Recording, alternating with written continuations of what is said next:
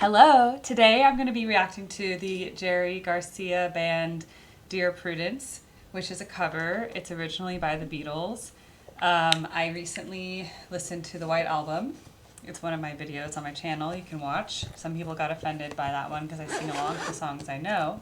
However, I did not sing along to Dear Prudence because I did not have much memory of Dear Prudence from childhood. So it was one I kind of skipped over, or maybe I was listening to that Beatles compilation album from 1995, and for whatever reason, I just wasn't up on Dear Prudence, but now I am up on Dear Prudence because I heard it a week ago, and so now I'm ready to react to the Jerry Garcia band. Now I'm gonna probably put on a touch of makeup while I'm listening, multitasking, because I am interviewing a deadhead today, and I just want to have a little bit of makeup on. I did a spray tan today, so I'm looking very healthy. That's in order to be ready for Fish Austin weekend. Wanted to have a nice spray tan since Austin's so warm. Gotta look like I'm ready for summer. I'm a very fair person, so. All right, let's start Dear Prudence, and then I will talk about it after it's done. This is from 1980, Capitol Theater, March 1st.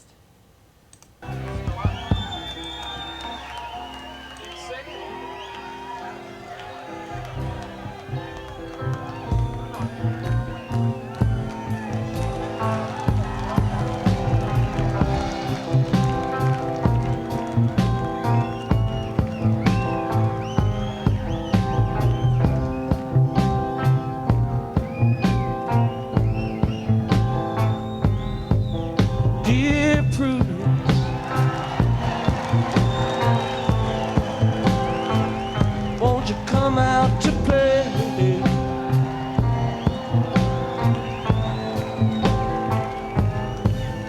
Dear Prudence,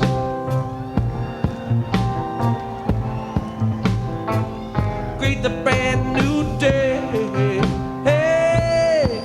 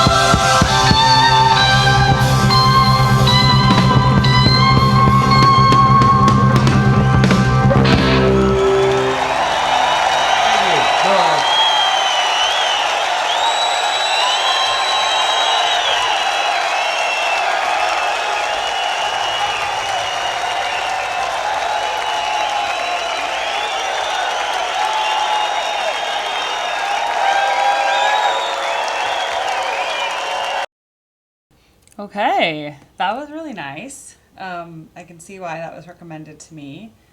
Definitely was very pretty. Uh, Obviously, Jerry Garcia's voice is not as good as John Lennon and Paul McCartney, and I think John Lennon sings the lead on that, and then harmonies by Paul McCartney and George Harrison. So obviously, his singing is not as technically good. His voice is not as pretty, but he sings with passion. Dear Prudence, like for example, even just how you say Prudence. If you don't say Prudence, you're just like, Dear Prudence, boring. Won't you come and play? Boring. He does the play.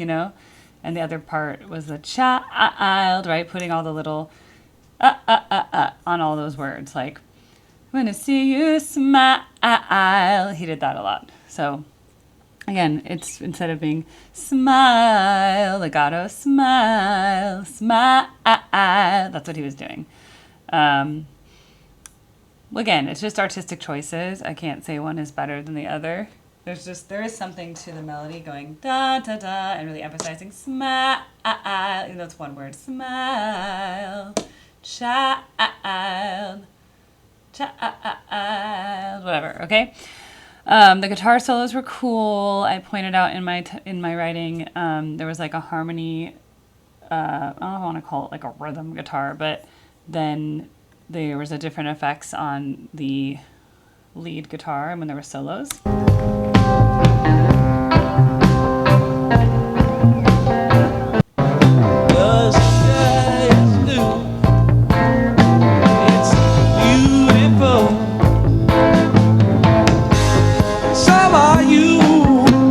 So are you. It definitely slides a lot. Again, I don't think he's a vocalist. I think he's a guitar player who also sings, which is fine, but he's not a lead singer. Unless you guys can show me something that I haven't heard yet where he like really focuses on the singing. And where does he stand in 1980 in terms of health? Because now that I've been interviewing more Deadheads, they're talking about like the kind of downgrade of the band, like in mid 80s for sure, until that last, end of the run, where Jerry just wasn't in good health and he started just getting worse and worse, and the show's kind of dragged. So, but it seems like most people believe the Jerry Garcia band was exempt from that downgrade, whereas the Grateful Dead, from what I've heard from Deadheads, they were like, well, the one I interviewed yesterday, he's like, at the time I didn't really wasn't thinking about the technicality of whether their playing was worse than it was in the 70s, but then, he was just enjoying the experience of traveling around and going to concerts. But in retrospect, when he listens to the tapes now with a more critical ear, he's like, oh yeah, there was a time when then things got worse from just the band being energetic, cohesive, and with Jerry's health declining, it just wasn't the same. So I just wonder where this goes in. So if there's like a more energetic Dear Prudence, I'd be interested in hearing it. Again, I don't think it was like I don't think it was half-assed or anything like that. I just think the nature of the song is very understated. That's just how it was written. It's its intention. That was the Beatles' intention, right? Dear Prudence. I don't know. I really don't like it more than the Beatles, though. You know how sometimes with a cover, you end up liking it more than the original? My opinion of this is I think it's a nice interpretation, especially the part where he elaborates on the melody and plays kind of the vocal melody, but comes up with a little bit more.